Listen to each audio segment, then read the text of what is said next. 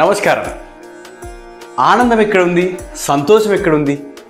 ఎంతో విలాసవంతమైనటువంటి బంగళా, ఆ బంగళాలో ఒక స్విమ్మింగ్ పూలు, మనకు నచ్చిన విదేశీ కుక్క, ఇంటి నిండా పనివాళ్ళు, బయటకు వెళ్ళాలంటే ఎన్నో కార్లు, ఏది కావాలంటే అది కొనుక్కునే అంత డబ్బు. ఇంతకన్నా ఎవరైనా ఏం కోరుకుంటారు? ఇంతకన్నా సుఖం ఏముంటుంది? ఈ రోజుల్లో ప్రతి ఒక్కరూ ఆశించేది ఇదే కదా. అలాంటి ఒక తండ్రి కొడుకుల కథే ఇప్పుడు మనం వినబోయే ఈ కథ. కథలోకి వెళ్ళిపోదాం రండి.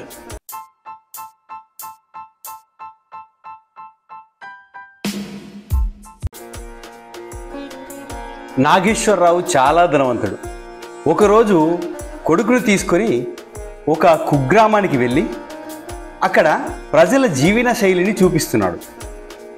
అక్కడ కలిసికట్టుగా రైతులు వారి పొలంలో పని చేసుకుంటున్నారు. పిల్లలు కుక్క పిల్లలతో కలిసి ఆడుకుంటున్నారు. ఆట స్థలంలో చేరి ఆడుకుంటున్నారు. చెరువులో స్నానాలు చేస్తూ గడుపుతున్నారు. పనులన్నీ పూర్తి చేసుకుని పెద్దలంతా రాత్రిపూట ఆరు బయట చేరి పిచ్చాపాటి మాట్లాడుకుంటున్నారు. గ్రామమంతా తిరిగి నాగేశ్వరరావు అతని కొడుకు ఇంటికి చేరుకున్నారు. ఇంటికి వచ్చాక కొడుకుని అడిగాడు, ఇప్పటికైనా తెలిసిందా మనం ఎంత ధనవంతులమో? గ్రామ ప్రజల్ని చూశాక అర్థమైందనుకుంటా అని అడిగాడు. అప్పుడు కొడుకు అన్నాడు, అవును నాన్న, మనం ఇంటికి కావాల్సిన ధాన్యం కొనుక్కుంటాం, వాళ్ళేమో సొంతంగా పండించుకుంటారు. మనకు ఒక డాగ్ ఉంది, వారికి మాత్రం ఒక్కొక్క పిల్లాడికి ఒక్కొక్క డాగ్, వాటితో ఆడుకుంటారు.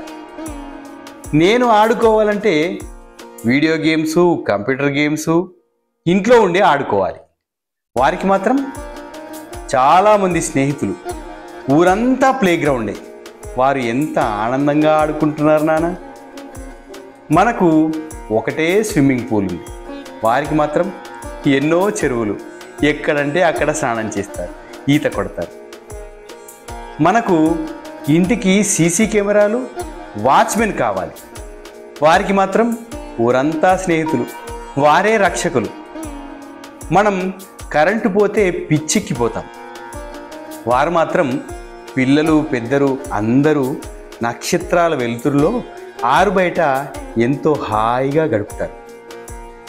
వారిని అందరినీ చూశాక తెలిసింది నాన్న, మనం ఎంత పేదవాళ్ళమో అని అన్నాడు. తండ్రి ముఖంలో ఆశ్చర్యం, నోట మాట రాలేదు. కథ విన్నారు కదా, ఇప్పుడు మీరే చెప్పండి. విలాసవంతమైనటువంటి బంగళాలు, అందులో స్విమ్మింగ్ పూలు, ఒక డాగు, మనం ఎక్కడికైనా వెళ్ళడానికి కారు, కావలసినంత డబ్బులో ఆనందం ఉందా? లేదు, ఆ అబ్బాయి చూసినటువంటి ఆప్యాయత, ప్రేమ, అనురాగాలు, ప్రశాంతమైనటువంటి జీవితంలో ఆనందం ఉందా?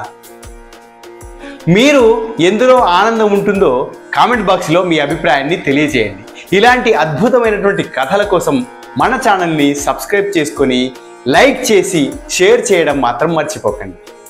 ఇలాంటి మంచి అద్భుతమైన కథతో మీ ముందుకు మరో వారం వస్తాను. అంతవరకు సెలవు. నమస్కారం.